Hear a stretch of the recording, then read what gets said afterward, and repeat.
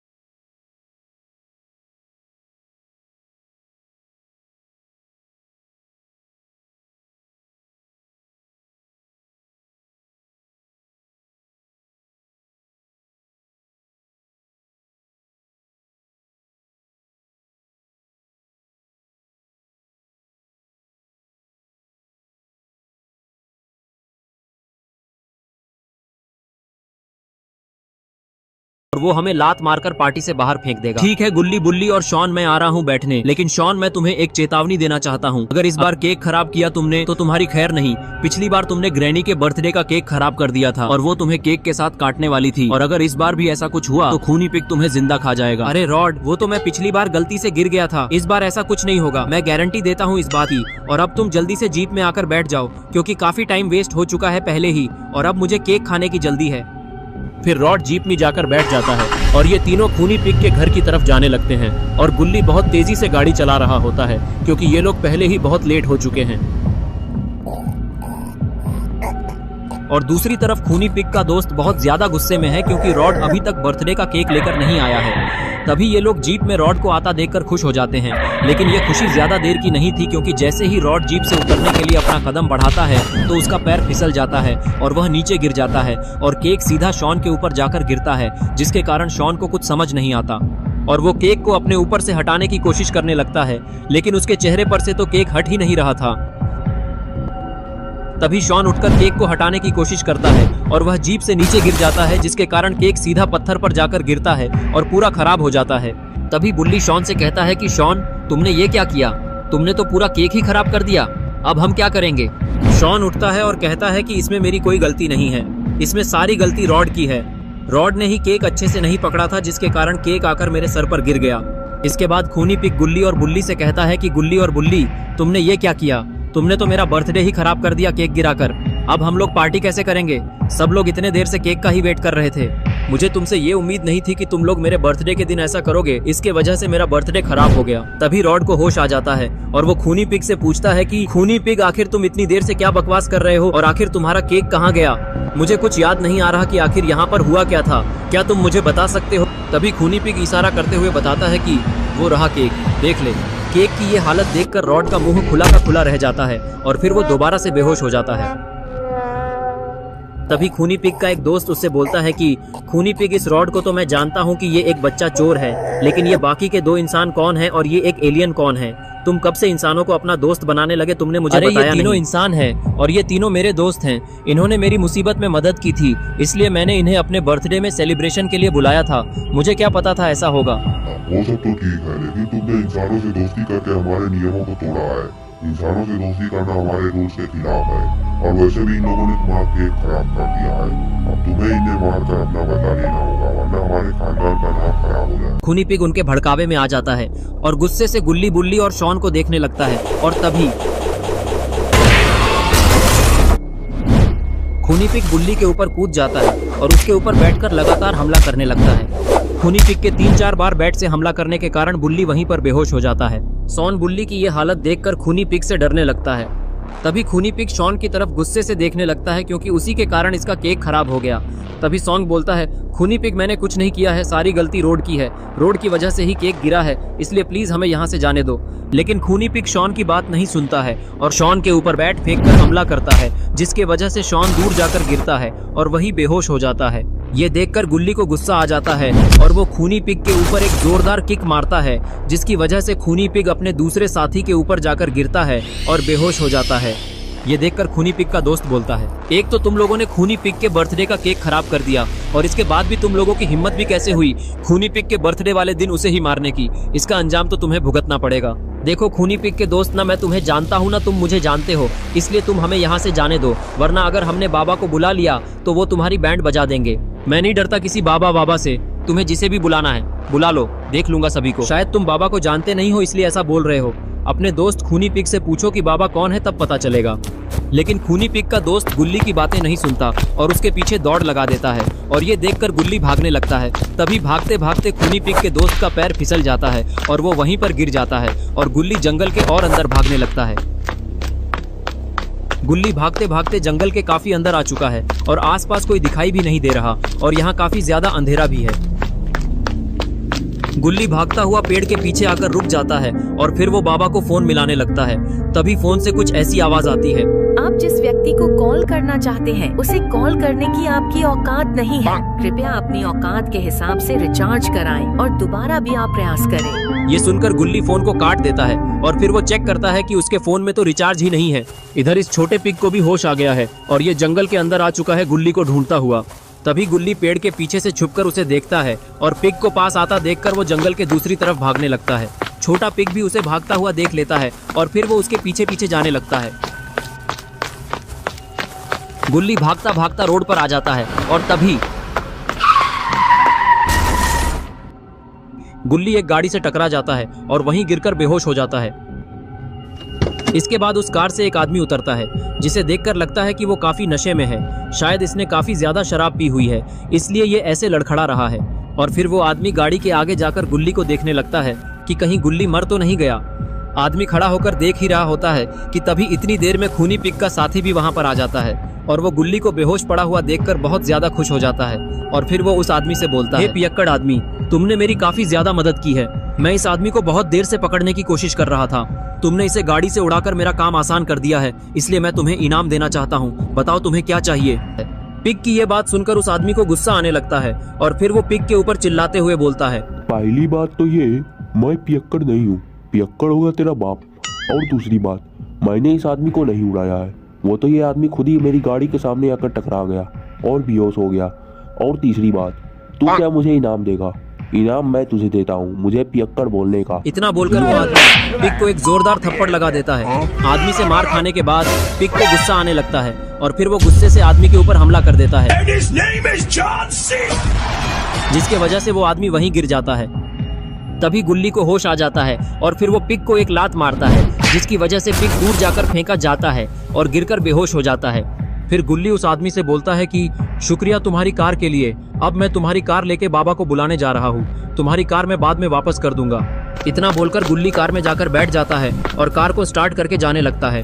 तभी वो आदमी भी उठकर गाड़ी का गेट पकड़ के लटक जाता है और तभी पिग को भी होश आ जाता है और वो अपना हथियार आदमी के पिछवाड़े में घुसा देता है।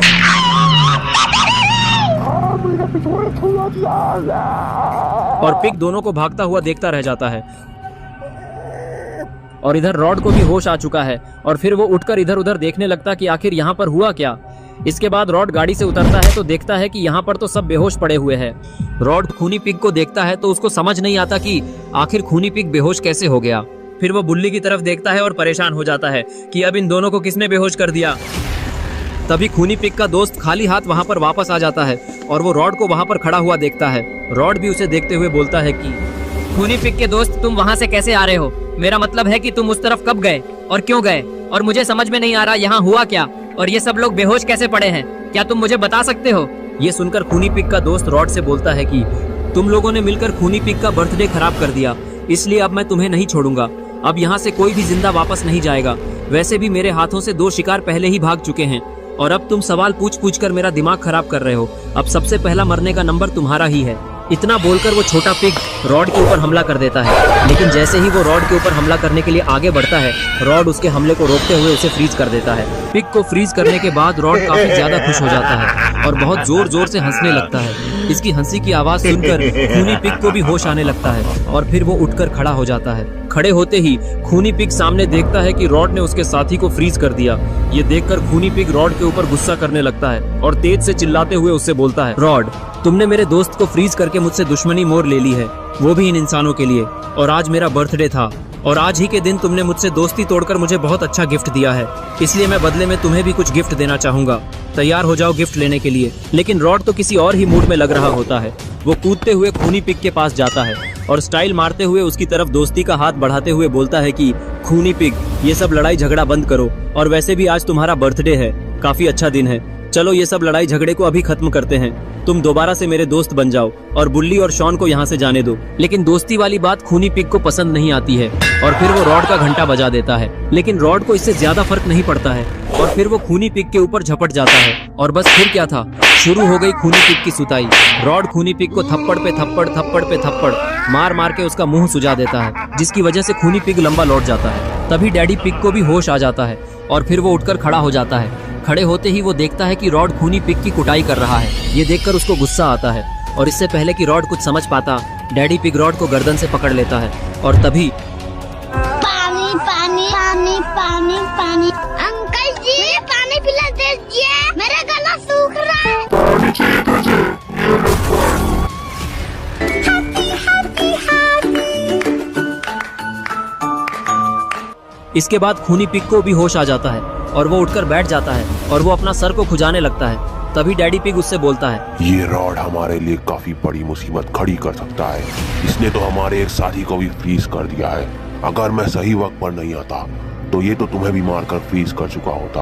और तुम इस पर नजर रखो, अभी इसे कहीं होश ना आ जाए, तब तक मैं पिंजरा लेकर आता हूँ इसे कैद करने के लिए। इतना बोलकर डैडी पिग पिंजरा लाने के लिए घर के पीछे चला जाता है और खूनी पिग भी उठकर खड़ा हो जाता है। तभी शॉन को भी होश आने लगता है और वो उठकर खड़े होने की कोशिश करने लगता है, लेकिन इसकी हालत काफी ज्यादा खराब है। इसके बाद शॉन धीरे धीरे चलकर बुल्ली के पास जाता है और उसे उठाने की कोशिश करने लगता है। लेकिन शायद शॉन ये भूल रहा है कि खूनी पिग उसे ये सब करते हुए देख रहा है और इसे शॉन पर काफी गुस्सा आ रहा है, क्योंकि इसी की वजह से केक गिरा था। तभी शॉन खूनी पिग को देख लेता है और फिर वो उससे डरते हुए बोलता है, देखो खूनी पिग, तुमने ही हमें बर्थडे में बुलाया था, तो क्या हुआ, केक गिर गया। केक हम तुम्हें दूसरा लाकर दे देंगे, एक केक ही तो गिरा है। अभी बुल्ली की हालत काफी ज्यादा खराब है, इसलिए मुझे इसे हॉस्पिटल लेकर जाने दो, या फिर तुम मेरी मदद करो इसे हॉस्पिटल लेकर जाने में, क्योंकि अगर इसे कुछ हो गया तो फिर मैं तुमसे दोबारा दोस्ती नहीं करूंगा और मैं बाबा से तुम्हारी शिकायत कर दूंगा। शॉन की बातें सुनकर खूनी पिग थोड़ा इमोशनल हो जाता है और वो पुराने दिन को याद करने लगता है कि किस तरह से खूनी पिग को शॉन ने बचाया था मिस्टर मीट के अड्डे से। अगर उस दिन शॉन ने खूनी पिग की मदद ना की होती तो खूनी पिग भी अब तक मिस्टर मीट का शिकार बन चुका होता। खूनी पिग शॉन की बातों में आने ही वाला होता है कि तभी डैडी पिग भी पीछे से पिंजरा लेकर आ जाता है और वो जैसे ही शॉन को खूनी पिग को मैनिपुलेट करते हुए देखता है, वैसे ही वो शॉन के ऊपर पिंजरा फेंक देता है और उसे पिंजरे में कैद कर देता है। और अब शॉन इस पिंजरे के बाहर नहीं जा सकता, वो चारों तरफ से फंस चुका है और अब बुल्ली को कौन बचाएगा। तभी उस छोटे पिग की बर्फ भी पिघलकर टूट जाती है और फिर वो डैडी पिग से बोलता है, डैडी पिग, मुझे माफ कर दो, मेरे हाथ से वो दूसरा वाला शिकार बचकर भाग गया। वह बहुत चालाक था, उसने एक पियक्कड़ आदमी की कार चुराई और फिर उसके साथ ही वहाँ से निकल गया और मैं उस आदमी को भी नहीं पकड़ पाया। ये सुनकर डैडी पिग छोटे पिग से बोलता है, कोई बात नहीं छोटे पिगी, बर्थडे मनाने के लिए हमारे पास 3 शिकार पहले से ही है। और रही बात उस मोटे आदमी की, तो हमने तो उसके 2 साथियों को पकड़ ही लिया है, तो वो इन दोनों को बचाने के लिए वापस जरूर आएगा और जब वो आएगा तभी हम लोग उसको भी पकड़ लेंगे। अभी इस नीले बकरे को लटका कर चलो खाते हैं, सबसे पहले इसी की बिरयानी बनाकर खाएंगे हम लोग।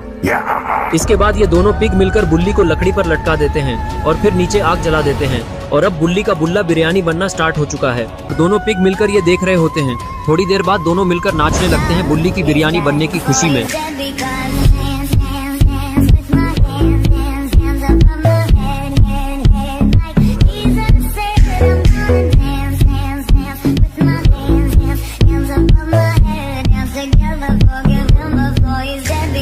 और इधर गुल्ली उस पियक्कड़ आदमी की कार लेकर बाबा के घर की तरफ जा रहा है और वो आदमी अभी भी कार के डोर पर लटका हुआ है और उसके पिछवाड़े में अभी भी वो हथियार घुसा हुआ है। बाबा के घर पर पहुंचते ही गुल्ली देखता है कि बाबा घर के छत पर पुशअप मार रहे हैं।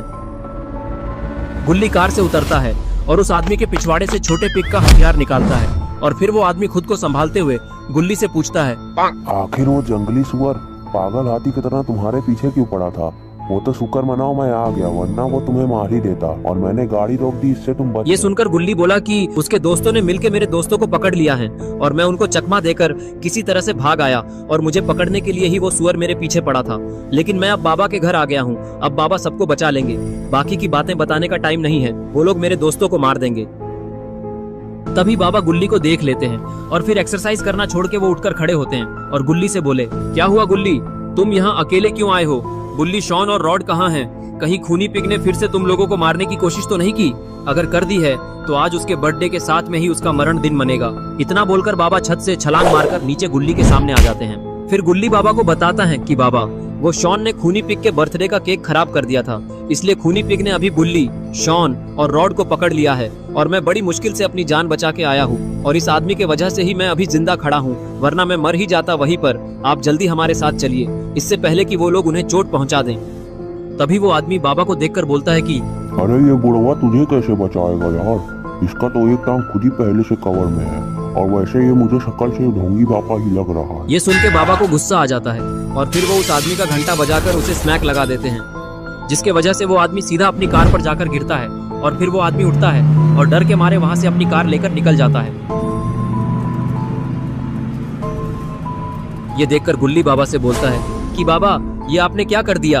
अब हम लोग वहां पर कैसे जाएंगे, क्योंकि हमारे पास तो कोई गाड़ी ही नहीं है और मेरी जीप भी खूनी पिग के घर पर ही है। गुल्ली की बातें सुनकर बाबा कुछ नहीं बोलते और सीधा घर के पीछे जाते हैं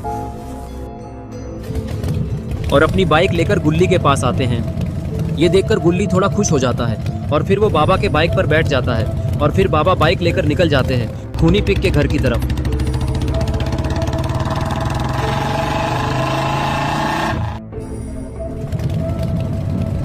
ये लोग खूनी पिग के घर के थोड़ा पास पहुंचते ही बाबा बाइक रोक देते हैं। ये देखकर गुल्ली परेशान होने लगता है और फिर बाबा बाइक से उतरते हैं और गुल्ली से बोलते हैं कि देखो, मुझे अभी यहाँ से जाना होगा, क्योंकि अगर मैं सीधे उन लोगों के पास गया तो खूनी पिग मुझे देखकर ऐसे ही भाग जाएगा, इसलिए तुम जाकर उन लोगों को अपनी बातों में फंसाए रखो, मैं थोड़ी देर में आता हूँ। इतना बोलकर बाबा वहाँ से जंगल के दूसरे तरफ दौड़कर चले जाते हैं और फिर गुल्ली बाइक लेकर सीधा खूनी पिग के घर पर जाता है और घर पहुंचते ही वो सीधा उस छोटे पिगी को बाइक से उड़ा देता है, जिसके कारण वह पिगी शॉन के पिंजरे पर जाकर गिरता है और बेहोश हो जाता है। ये देखकर डैडी पिग को गुस्सा आने लगता है और वो गुल्ली से बोलता है, मुझे तो लगा था कि तुम थोड़े दिमागदार होगे, लेकिन तुम तो बेवकूफ निकले जो दोबारा यहाँ पर वापस आ गए। हमने तुम्हारे 2 दोस्तों को पकड़ लिया है और रॉड को भी पकड़ लिया है और एक की तो बिरयानी भी बन रही है। अगला नंबर बिरयानी बनने का तुम्हारा है। गुल्ली बोला, बिरयानी और कीमा किसका बनेगा वो तो अभी थोड़ी देर में पता चल ही जाएगा। और देखो, मैं तुम्हें अभी लास्ट वार्निंग दे रहा हूँ, अभी भी वक्त है, सबको छोड़ दो और चुपचाप यहाँ से चले जाओ, वरना मैं जिसे लेकर आया हूँ उससे मार खाने के बाद तुम लोग वैसे भी यहाँ से भाग ही जाओगे। अरे इनको देखो, यहाँ खुद की जान बचने गई और यहाँ धमकी दे रहे हैं। अच्छा, तो तुम नहीं मानोगे तो ठीक है, तैयार हो जाओ मरने के लिए, क्योंकि टेंशन नहीं है मुझे किसी बात की, क्योंकि यहाँ आ रहे हैं तुम सबके बाप जी। और गुल्ली के इतना बोलते ही वहाँ पर जोर का तूफान आने लगता है। तभी आसमान से कोई हथियार जमीन पर आकर गिरता है और उस हथियार से एक शॉक वेव वाइब्रेशन क्रिएट होता है, जिससे सारे लोग दूर जाकर गिरते हैं। और तभी वो हथियार हवा में घूमने लगता है और हवाएं चलना बंद हो जाती है और फिर वहां पर एक पोर्टल खुलता है और तभी